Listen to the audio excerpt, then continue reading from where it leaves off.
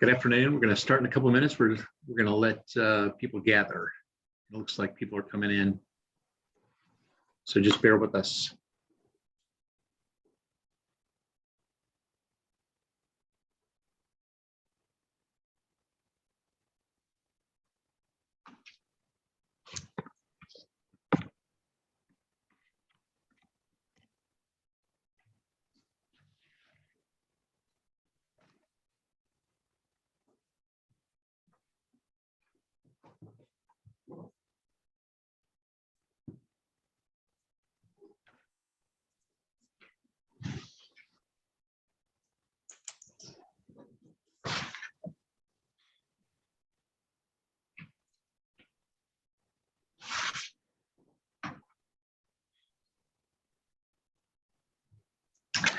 Good afternoon. We're going to start in a minute.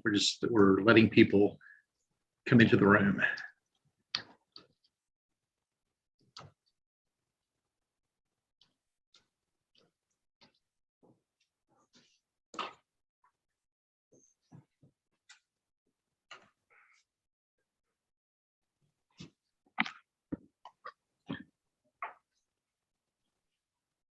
Okay, I think I'm going to go ahead and get us started, and we'll let some of the latecomers catch up as we go along. But good afternoon. I'm Bob Faulkner. I'm president of the Community Foundation of Greater Memphis. Welcome to our annual investment review. Excuse me. Something we try to do every year. From day one, the investment of our donors' funds has been a primary concern. Our mission is to protect and to grow those funds, to maintain and to increase charitable giving in our community. So as a result, we spent quite a lot of time during the year thinking about our investment strategies, consulting with our advisors, and certainly reviewing what's going on in the world, particularly when you have times like today. What I'd like to do today is to let you hear primarily from our investment consultants, Prime Buchholz, partly because they're new to us. We hired Prime Buchholz last summer after an extensive national search. As you'll hear, Prime Buchholz brings to us their considerable expertise and experience, including uniquely quite a lot of experience with community foundations, and you'll hear a good bit about that as they go through their presentation. That experience with community foundations was pretty important to us during the search, because we are sort of a unique animal, and managing our investments is a little bit different because we have different liquidity issues and other things that are pretty unique to our field. We're very pleased already with the new directions that Prime Buchholz is taking with our portfolios. You'll hear a lot about that today as they discuss their views of the markets, their particular perspectives on each of our investment pools, how each of them is constructed, and how we're adjusting each of them in today's challenging economic environment. But while the primary voice that you'll hear is Prime Buchholz's, I need to make sure that you know that they're advisors and consultants. The actual investment decisions are ours. The decisions are made by our own investment committee, a group of financial professionals, and you'll see there's their names popping up. The group of financial professionals drawn from throughout the community, and as I always say, Memphis is a great place to put together an investment committee, because the committee includes individuals with specific knowledge of and experience in the full range of investment products, including stocks and bonds, of course, real estate, private equity, alternative investments, pretty much everything that we would ever include in a portfolio. They include seasoned money managers and financial professionals. So these are the people that actually make the tough decisions. Now, they rely heavily on Prime Buchholz's expertise and advice, but they're free to deviate from that advice whenever they deem it's appropriate to do so. In our relatively young experience with Prime Buchholz, that hasn't really happened, but in the years before, they felt perfectly free to vary from the specific advice, the direct advice that we were getting from our investment advisor. Now, our committee, like many of you, I'm sure, has been less than thrilled with the performance of our balanced active pool. We've been managing the balanced active pool since 1995, and with assets of actually well over $200 million today, it is by far our largest and most popular investment choice for donors and for the nonprofits that choose to invest with us as well. Since its inception in 1995, the balanced active pool has outperformed its indices, providing outstanding returns and extraordinary diversification. But since the market crash in 2008, the balanced active pool has struggled. It's bounced around. We've had some good years and some not so good years. with Prime Buchholz's guidance, the investment committee has begun to make some significant changes to the asset and management mix in the balanced active pool. And that's a key theme that you're going to see going forward, at least in the next couple of months. Because of its size and popularity, a major portion of our focus today will be there on the balanced active pool, but know that that's just one of our 9 investment options. Our presentation will touch on all of them, and of course, we will leave plenty of time for your questions. And with that being said, Sutton has already put in the chat that if you have any questions along the way, please put them in the chat, and we will be curating them as we go. If there's a reason to jump in and add a question, we will. Others will try to hold to the end, but we'll try to get to all the questions that we see. But so please, if you have questions, put them in the chat. To get us started, I'd like to turn over the proceedings to Bill McCarron, the managing principal of Prime Buchholz. So Bill, take it away. Thanks, Bob. You'll see here, it's a pleasure to be with everybody today. I'm the president of Prime Buchholz, been with the firm since 1990, and we were founded in 1988. And our primary focus is endowment, foundation, and healthcare clients.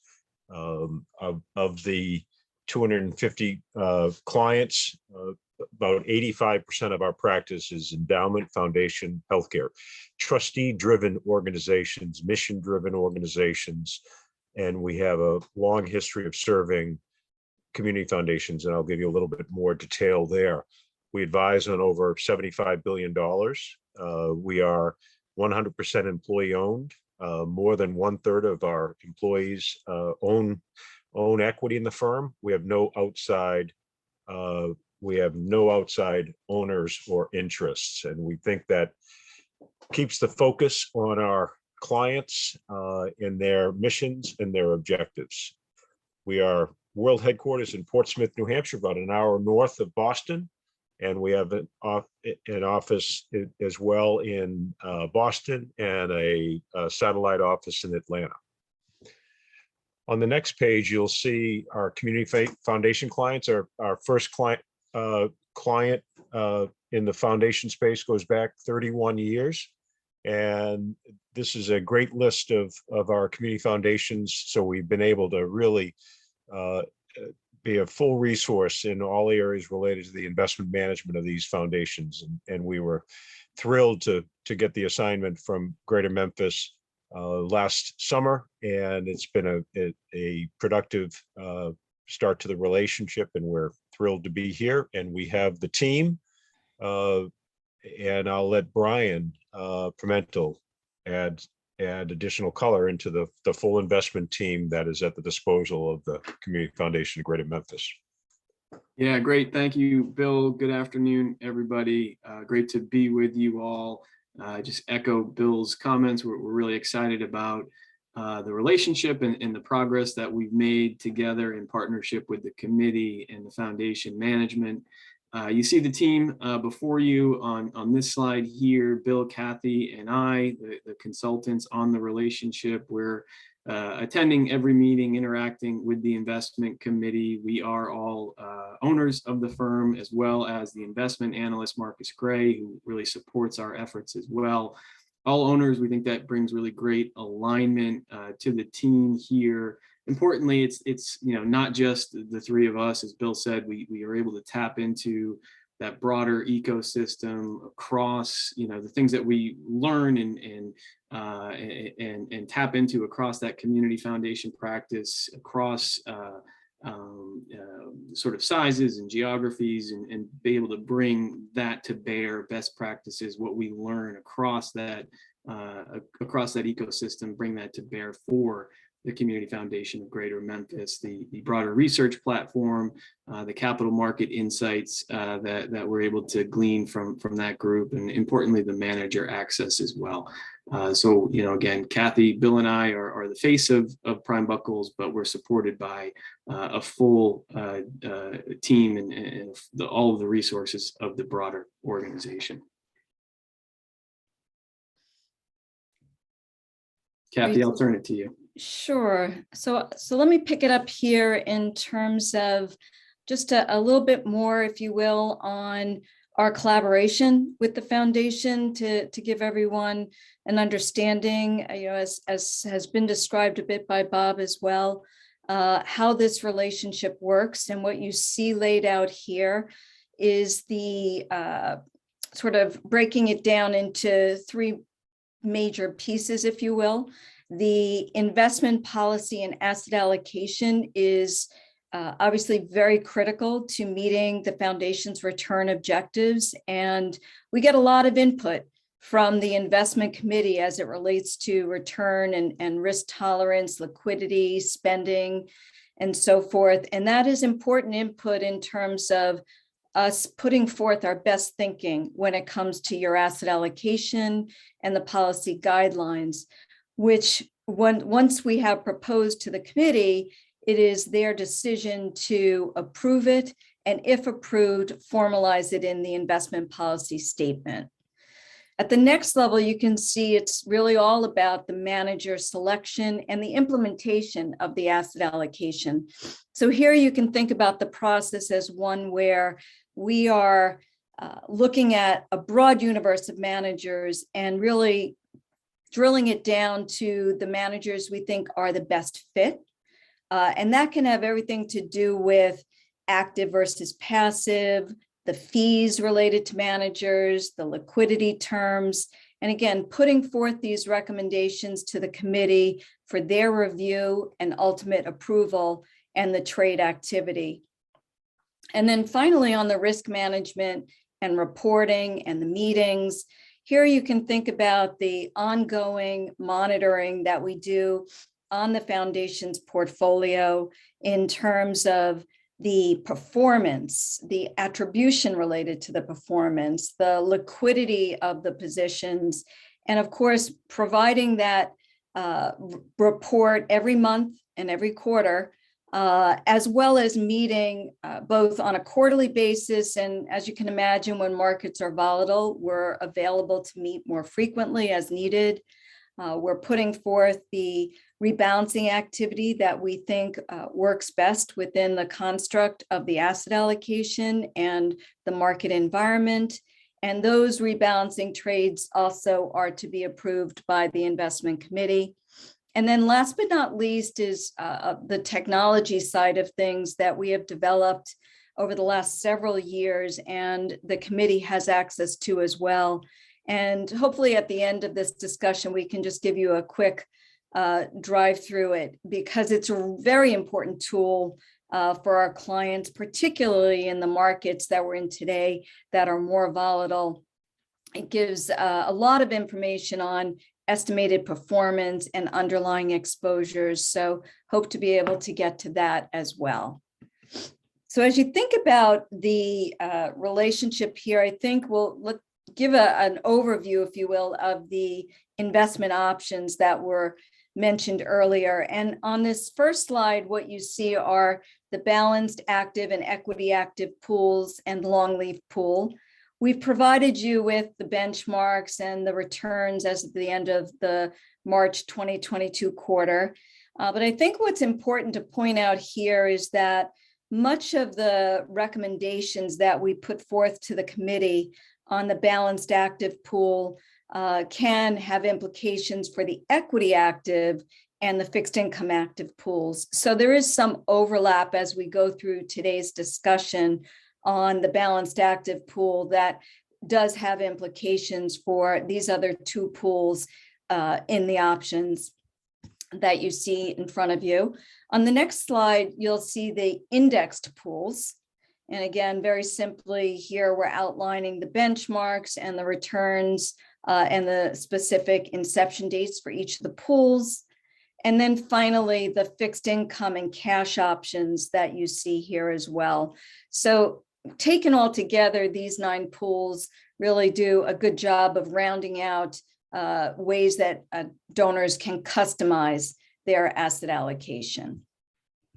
So again, for today's discussion, we wanted to focus our comments and review of the balanced active pool. Again, there's some overlap with the equity and fixed income active pools. But with that, let me turn it back to you, Brian, on the recent actions and sort of our thoughts in the rest of the year. Yeah, great. Thank you, Kathy. And as we've alluded to, it's been a really productive partnership with the investment committee. We've been busy working together really formally since July 1st of last year. We've accomplished a lot over the last couple of quarters. You know, looking at sort of the timeline, the recent actions here, it really started our conversations with the committee, getting to understand, getting to know the organization, the community foundation's return objective, risk tolerance, liquidity needs. From there, we really formalized our asset allocation recommendations. And really the biggest shift that we made together was to reduce our overall target allocation to fixed income. It had been 35%. We reduced that to 25%. Again, given some of the challenges in the fixed income markets, given where interest rates were, especially 9-12 months ago, the prospects for generating a return that will meet spending plus inflation, fixed income is certainly challenging to see a path forward at that 35% level. So we did reduce that weight in favor of public and private equities. We think, shifting into a little bit more equity-centric portfolio allows us to take advantage of higher returning opportunities, increases the probability that we'll meet those return objectives. And so once we sort of set these new guide paths in terms of asset allocation, we've set out towards rebalancing and repositioning the portfolio to bring it in line with those new targets. And we were very deliberate about this. We didn't want to, shift the portfolio in any 1 week or month. And, part of the reorganization and the re-emphasis on equities has been within the categories, being really thoughtful about how we're oriented across our global public equity. Going into the year, we certainly had more of an emphasis outside of the US. We really repositioned the portfolio to bring our US equity exposure up to and now a little bit above the weight in the ACWI World Index. So we're just over 60%. We think that that makes a lot of sense for this portfolio, given just the dynamic and the world-class nature of some of the companies that reside in the US. We don't want to be underweight this market, our home market here. So we've taken shifts or taken actions to shift those exposures. We've also de-emphasized to a degree some of the small cap exposure that we had in the portfolio that made up about 25% of our exposure on a look-through basis. We've taken that down considerably. We've taken some cost and some active management out of the portfolio. So especially in large cap, the S&P 500, we're mostly actively managed or mostly passively managed in that space. And that's really been powerful in terms of fee savings that we've been able to realize for the foundation. As we look ahead and think about priorities for the second half of this year, continuing these asset allocation implementation discussions, inflation is certainly top of mind. We're fortunate that we have a real asset. We have an inflation hedging category in this portfolio. Want to make sure that we're thinking about the best ways to implement. Are there, some diversifiers that we could add to the real estate exposure that we have in the structure today? We want to consider hedge funds for some of the diversification benefits that they might provide, especially in place of fixed income to a degree, and maybe help us achieve those return objectives. Private equity, we think private equity is a huge opportunity set, especially for the balanced active pool. Highest returning investments generally fall within that category. Venture capital, growth equity, part of that solution. We have some manager recommendations, some action items for the committee to consider. And then down the road, the fourth quarter and beyond, of course, we'll do our annual asset allocation IPS review, ESG, environmental, social, governance, diversity, equity, and inclusion considerations as well, monitoring our characteristics there and looking for ways to enhance those traits without sacrificing results.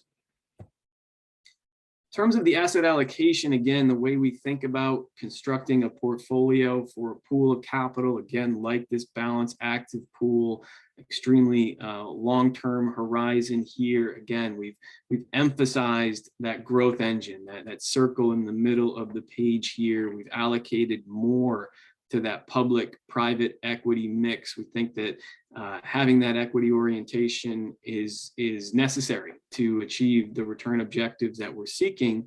But importantly, we want to protect that growth engine with hedges. Again, we have most of these in place already in the structure here in the form of fixed income, providing that liquidity, providing that equity market hedge, that downside protection. Inflation hedging in the form of real estate, and certainly talking about other ways that we might diversify that allocation. We have some non-US dollar denominated assets as well, providing diversification. And again, flexible capital, our word for hedge fund-like strategies. We think there could be a role for that going forward. But again, it's very much a longer-term strategic approach here, not trying to time the markets, but having these hedges in place for when we need them. Just to drill in a little bit more on the specific community foundation targets, you can see them here on the page. Global public equity, again, with the goal of generating that long-term portfolio growth, diversified across regions, US, non-US, and emerging markets, certainly with an emphasis on the US. That's the biggest allocation in the portfolio. We're complementing that public equity exposure with private equity for that return potential enhancement here, diversified by strategy, venture capital, buyout, growth equity, where we'll get most of our exposure here, building towards that 10% target over time.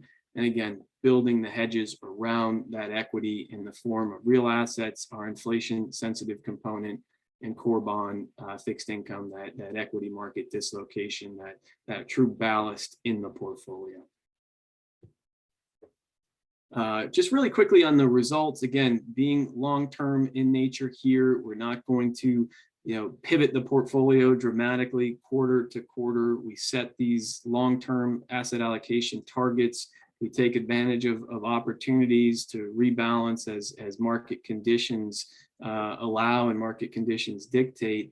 But really, when you look at the results longer term, to Bob's point, the results from the balance active pool, we've really achieved those objectives, the CPI plus spending, CPI plus 4% over that very long-term, competitive with the 60-40 benchmark. More recently, especially the 1 year, very challenging environment to hit that CPI plus spending, given where the inflation prints have come in. But over time, competitive, and we think some of the changes that we've made in terms of the asset allocation and in terms of the portfolio implementation are going to increase the probability that we best those benchmarks over the near term here.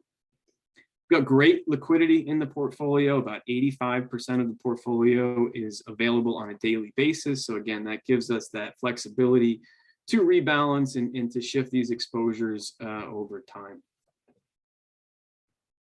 Just quickly, I touched on this topic already.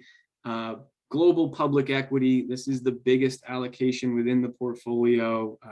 We think we need to get this implementation right if we're going to be able to generate the types of returns that we're seeking from the asset class. And what we're showing you here, the 3 bar charts, the blue line represents the balance active pool, although to Kathy's point, this is also representative of the equity active pool as well. Where the portfolio's weight to the US was about a year ago. And you'll see it was right around 50% exposure to the US. We compare that to where the all country world, sort of the opportunity set was. That's the green bar here. You'll see just under 60%. And we've made some really good progress shifting these portfolio exposures. The yellow line is where the portfolio stood at the end of March. So we've been successful here. We've taken off that underweight that we had to the US, and we think that's going to be really important, impactful, again, when we think about the types of companies that are in the US, the global nature of the revenue in some of those countries. We think it's appropriate to at least have that market exposure to the US, but we still do have exposure to non-US, developed, to emerging markets. We think they're part of the opportunity set, but certainly not to the expense of that US market weight exposure. A similar story in when you look at capitalization and when you look at style, certainly we were skewed towards smaller cap. Again, the way to read this, the green bar represents where the portfolio was. So we had 25% of our public equity holdings were to small cap companies that have a market cap of less than $5 billion. Significant overweight relative to the benchmark. That's the gray bar there. And the blue bar represents where we've shifted the portfolio so far. There's another iteration of rebalancing activity that we have in the works that'll bring us closer to where we want to go. But we've made some big steps here, reducing the small cap bias. When we think about if we have 25% in small cap, that means we're really underweight large and mega cap. And so we've got a pretty systemic underweight to the largest companies in the world, whether that's Amazon, Apple, Microsoft. We want to take some of that bias out of the structure. And again, we've made some progress here. So when we think about capitalization, we think about regions, we think about styles. These are all maybe minor changes in and of themselves, but we think important, and when taken together, these can be really impactful and can make some really big changes on the portfolio results going forward. And just quickly, I've touched on private equity a couple of times here. We think through our dedicated research team, we have really great access to the top tier firms across the private equity space, be it buyout, growth equity, venture capital. We think we can get those manager ideas into the greater Memphis portfolio in a really disciplined manner here. So we've constructed a framework to grow this private equity allocation from a couple percentage point market value today towards that 10% target. We think this can be really, really impactful. We think this is really an important lever for the balanced active pool to really drive return outcomes and really become a cash generator for the foundation going forward. With that, I'll pause and turn it to Kathy. Great, thanks, Brian. And I'll pick it up here and switch gears to fixed income and round that out with the real asset overview as well before we tie it together on our outlook for the markets and the portfolio's positioning as it relates to the balanced active pool. So what you're seeing here, first of all, are some brief observations on the fixed income segment. And I'm sure, as most of you have seen, the fixed income market and the environment has been so challenging over the last 3+ months with the very sharp rise we've seen in interest rates. But it has been the case for the balanced active pool that the duration of the fixed income segment is a good bit shorter than the broad fixed income market. So that has been very helpful in terms of the absolute returns within fixed income. What we would also point out when it comes to bond yields is that while they've risen significantly, there still is, or I should say, it still is a challenging environment for bonds as it relates to the objective of spending after inflation. So CPI plus 4%, even with yields higher into April, more in the ballpark of 2.5% or a little bit higher, it's still rather expensive when it comes to meeting that spending after inflation. I'd also point out that while we're in an unusual period right now where treasuries obviously have had significantly negative returns because of the rise in rates, typically you would expect treasuries to give you the best downside protection. So this time, or at least this window that we're in now, that has not been the case. But strategically, we do think having some exposure dedicated to treasuries can be a better source of downside protection.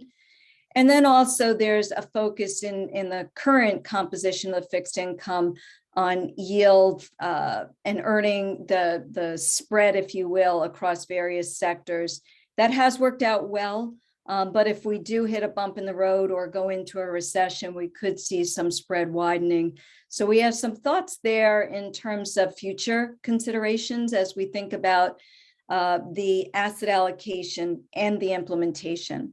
So as Brian mentioned, we reduced the fixed income allocation to the 25% level. And that's been very helpful, by the way, as you think about bonds actually have had quite negative returns compared to even equities in the recent environment, at least. But where we stand today with yields that much higher, there is some consideration to giving, or I should say rebalancing the duration of the fixed income market segment rather, closer to the broad market and essentially take advantage of the rise that we have seen, at least to some degree. I also mentioned, perhaps thinking about a slightly higher quality hedge within the overall composition of the fixed income segment. We could also look at adding inflation protected securities like TIPS, especially those with short maturities, so we're not taking on incremental interest rate risk. And I'll also tie that into our real asset overview. And then last but not least is thinking about some active strategies that are in a good position to take advantage of market stress and potential spread widening if we do have a deeper downturn and a recession possibly, that spreads could widen and we'd be in a better position to take advantage of it. All of this comes together in terms of potentially improving the return of the fixed income segment of the portfolio, which again is important in the context of your return objective, potentially lowering the tracking error of the segment as well, especially now that yields have risen and rebalancing could be more attractive at this level of yields, better downside protection with some treasuries, and again, that opportunistic side of things so that we can take advantage of dislocations in the market. Now, as you turn to the next slide, this sort of ties together the bond market and real assets, because what has been a headwind for bonds has been the very high inflation we are experiencing recently, up to 8% now year over year. This has been a tailwind, and real assets have been the beneficiary of inflation. So as you look at this chart and you see the level of inflation today, it's really extraordinary. You'd have to go back to the mid and late 70s, early 80s to see anything close to this level. So it's a big sea change from where we were for the better part of a decade. Coming out of COVID, it's just been very unusual and fast moving as well. Now that brings me to the real asset overview. And as Brian mentioned, we have a dedicated 7.5% asset allocation in the portfolio that today consists of US real estate. Now that has been very helpful in the sense that real estate has done, at least in the more recent period, on a relative basis, better than broad equity markets. Still down a bit this year, but not as much as other sectors within the equity market. What we're looking as we move forward at is some of what is under the considerations here in terms of diversifying the types of assets in this category, specifically those that might help with improving the inflation hedge and diversifying across inflation sensitive assets so that we get a better correlation with inflation and also additional return potential. We could also over time think about private investments and those opportunities, because you are paid well for that illiquidity as you look at private real assets. On the bottom part of this slide, we try to outline for you the attributes basically of the different types of inflation protection within this approach. And if you look at, for example, TIPS and commodities, you can see that they have much more, when you look at, I should say, their correlations, much more of a benefit when it comes to inflation protection, much higher correlation as well. And so from there, it's attractive to think about these two as part of a potential inflation hedge, but they have historically been lower returning than, for example, natural resource equities and real estate. So as you see in the latter two, resource equities and real estate, which tend to have a higher beta to the broad equity market, have historically been higher returning, but the trade-off here is a lower correlation with CPI. So there are some trade-offs as you look across the range in this basket approach, if you will, but we think in combination, when you take them all together, it has the potential to improve the protection against inflation and offer you additional sources of return, as well as the opportunity with some active management in these various strategies. So again, this is something that we're looking to address near term because we do have a dedicated allocation, and we think it's really more about the implementation where we can make some enhancements to move forward. So with that context on the portfolio, let me try to summarize what we're thinking when it comes to markets and the portfolio strategy.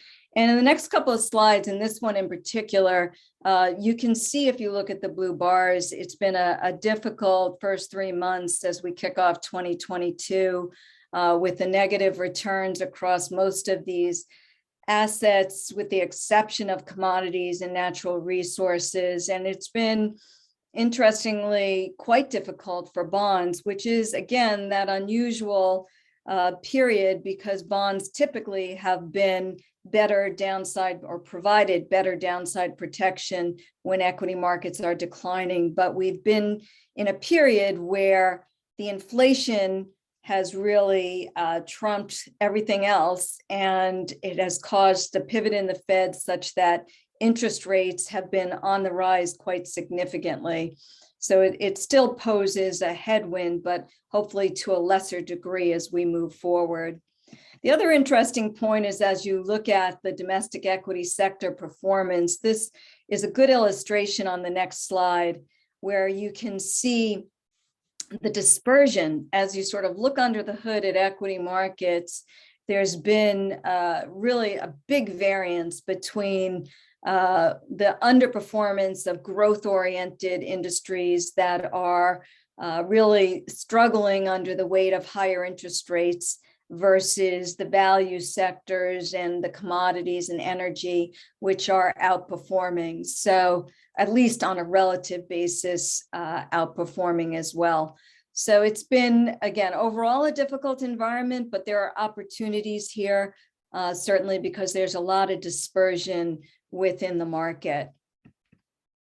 The other final points I'd make on the rate environment, and that, as you can see here, the big shift upward in yields through the end of the quarter, and that has continued into April, but it's really the shape of the curve that stands out because while the very front end of the curve is still downward sloping, it is moving up as we speak with rate hikes being priced in, but it's the flatness of the yield curve that really gives you pause because it really is suggesting at least that the growth outlook is going to slow as in this environment where inflation and the Fed reacting to inflation and moving interest rates higher is going to temper just how far they can ultimately raise interest rates. Another way to think about it on the inflation front is expectations. And this is interesting as you look at coming out of COVID and the brief recession that we experienced, you can see how inflation expectations picked up. And what you're looking at here is the difference between real and nominal yields in 5 and 10-year tips. And those certainly have moved up more significantly than the 5-year expected rate of inflation 5 years forward, which still remains more reasonably anchored, has moved up, but not nearly as much as 5-year inflation expectations. So there is this, at least in the bond market, the expectation that inflation is more of a near-term problem than a longer-term problem. My final point on the markets would be again, with the shape of the yield curve, what you're looking at here is the spread between 2- and 10-year treasuries. And interestingly enough, during March, it briefly inverted. And if you look back at the shaded areas, which are the recessions, you can see more often than not, we've had the yield curve invert prior to the actual recession that followed. So it is a good leading indicator. I know there's arguments against this as it relates to the Fed and their balance sheet. And since the global financial crisis, that can change the dynamics of the curve. But having said that, there is some merit in terms of looking and watching this as an indicator of potential future recession risk. And if nothing else, the flat shape of the yield curve is certainly signaling a slowdown in growth. So to sum it up for you, as you think about our strategy, we've highlighted 3 key themes here. One is that inflation risks, as you expect, are elevated. And really, as you think about coming out of COVID and the reopening of the economy, we quickly experienced a tightening of the labor market and supply disruptions related to COVID. And that really got exacerbated by obviously the war in Russia, with Russia and Ukraine. And that has really caused the spike we're seeing in energy prices and the upward trajectory in inflation overall. What I think is really interesting is the reaction across developed central banks and tightening policy. And it really is a sea change for the ECB, as an example, to be potentially moving, I should say, away from negative rates and negative rate policy to potentially increasing their interest rates as well. So this is obviously in the US more extreme, but we're seeing the Bank of England and the ECB as 2 other key central banks that are shifting towards tighter policy. And that has implications for global growth. And so the question becomes, where does this all end? And whether the Fed and other central banks can navigate such that we have a soft landing, or is growth and the downturn deeper and perhaps a recession? And that's really the uncertainty that lies ahead. So when we think about the portfolio and positioning in the balanced active pool more specifically, we're really, as Brian described, strategically positioned for growth, with about 2/3 in public and private equity, where we think the higher returns are over the longer term. And we've done some work, as Brian described to you, on the composition of our public equities. We will continue to build up our private equity program. We think that the returns the foundation is earning on the current private equity funds has generated a very attractive rate of return. And we think longer term, this is strategically an excellent way to add to the value of the foundation's assets over time.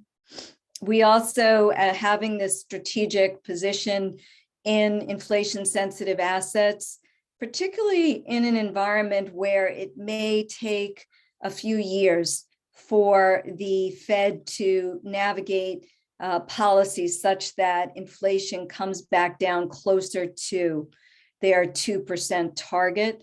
So having a diversified inflation hedge is top of mind for us. And also, last but not least, on bonds, it is a significant portion of the assets here. And it's at least more attractive than it has been, with yields having moved up. Although inflation and the trajectory of inflation is still a headwind.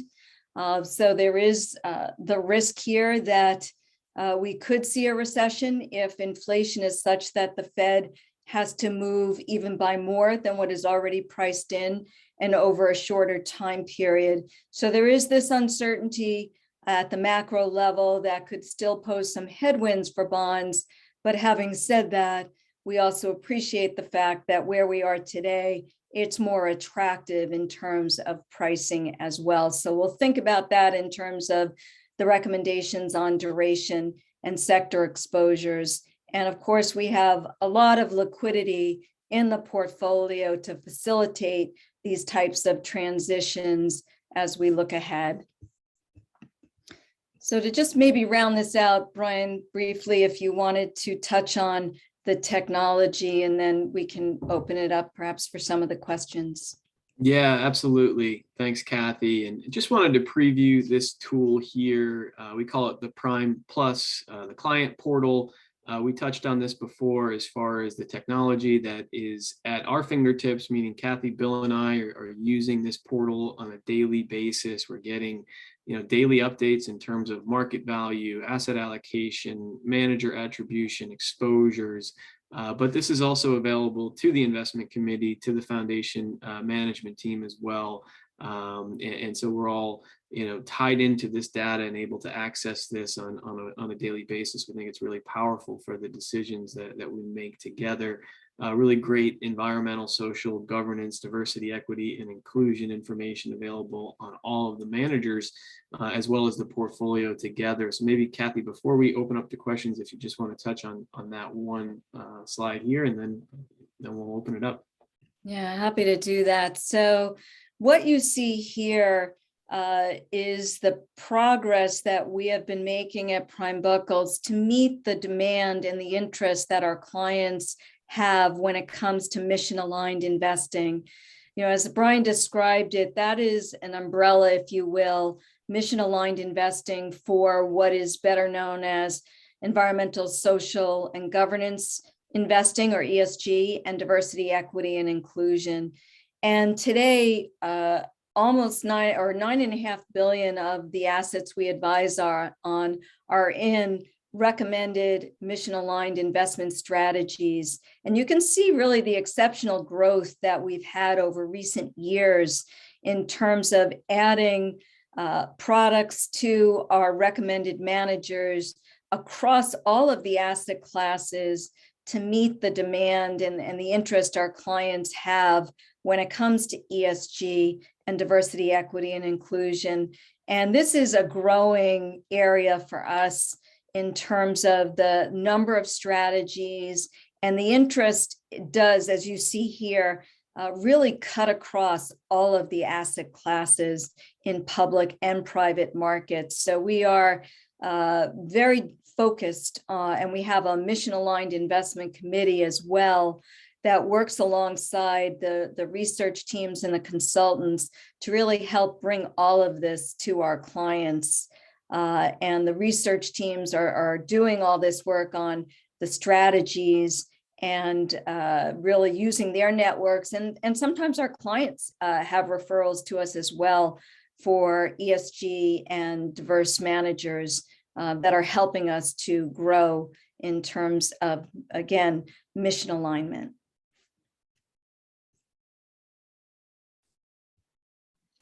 Great. I think Bob is going to sign back on, and George Lum, our CFO.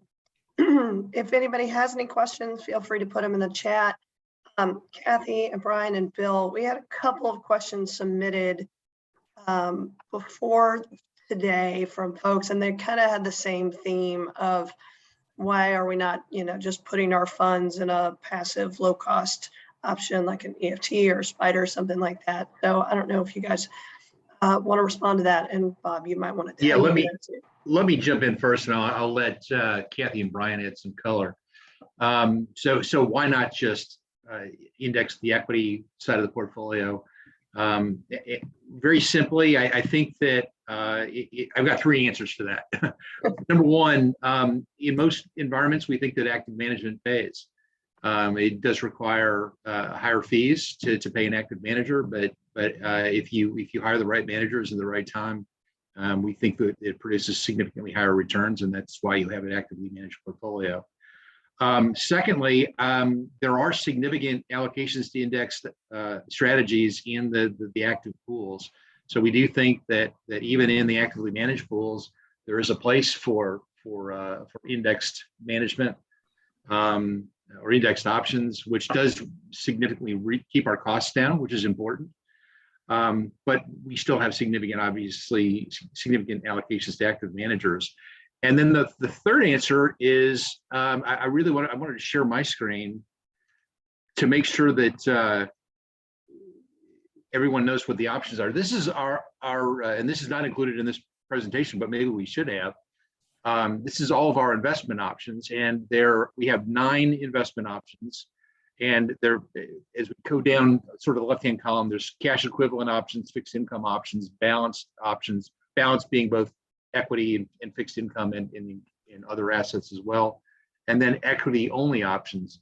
But they're broken down among both actively managed, sort of in the middle column, and then we also offer indexed options on the right-hand column. So what we've been mostly talking about is the balanced active pool, which is by far our largest pool. Our total pools are just under $400 million. I'm looking at some somewhat older numbers. But 235 million of that, of the 400 million, is in the balanced active pool, which is why we put so much focus on the balanced active pool. So again, we think that active management pays, but there is still a place even in the actively managed pool for indexed options.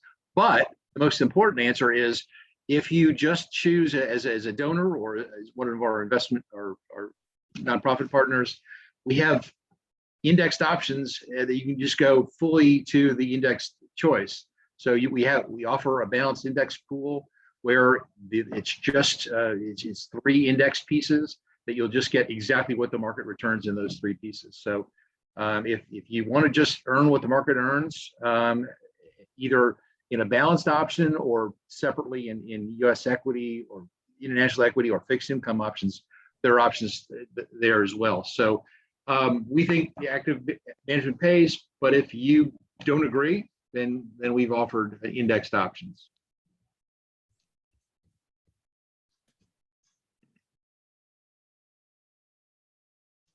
I don't know, Brian, if you want to add anything to the place in indexed management to in a actively managed equity pool. Yeah, just a little bit of color or detail to your comments there, Bob. I think they were spot on. But within the balance active pool, our single biggest exposure, 20%, is to an S&P 500 index position there. So very low cost, very low tracking error deviation to the benchmark. And we think where markets are efficient, and large cap US among the most efficient, that's a place where we can save on the foundation's management fee budget and use that precious resource in other areas where we think active managers are going to more consistently add value. Great. And I would just round that out by saying the same holds true for fixed income and to some degree real assets, where treasuries are super efficient. So if you just want dedicated treasury exposure, go passive. But then, as I was describing, if there's dislocations in the market, it makes sense to have some active managers there as well, so that you can take advantage of stress in different market environments. Great. What other questions do you have? I told Prime Buchholz that this group was going to have a lot of questions. I don't see a lot.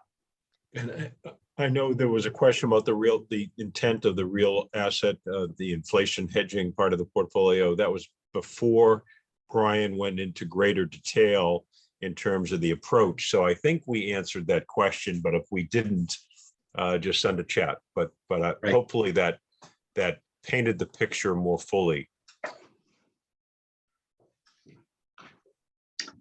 Any other questions?